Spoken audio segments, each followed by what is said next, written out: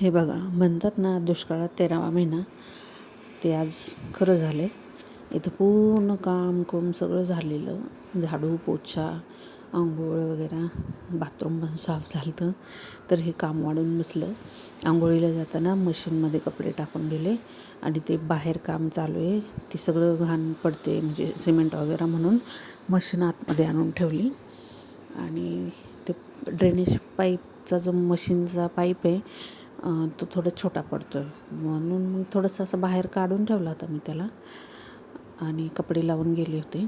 तर हे पूर्ण तो पाईप आतमध्ये येऊन मी आंघोळ करून येऊसपर्यंत, म्हणजे आधी कपडे धुवून निघली, परत पिळून निघली, पूर्ण पाणी इकडं घरात. आणि ह्या घरात कसं आहे, ना इथून पाणी जायला जागा आहे, ना इथून पाणी काढायला जागा आहे. मग मी असं वायपरने ढकलत पाणी काढलं.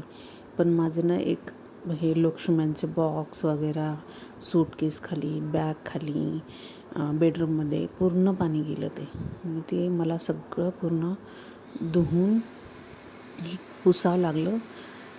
आणि नंतर ह्यांना म्हणलं ते थोडंसं सिमेंट पडलेलं आहे ते काळा खरडून आणि मशीन बाहेरच ठेवू आपण, पण नाहीतर हे रोज उठून तेच करावं लागेल.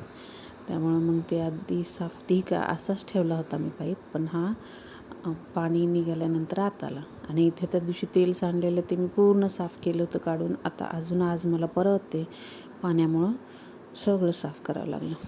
ते ह्याला म्हणतात ना दुष्काळात 13वा महिना. काय करावं आता सांगा.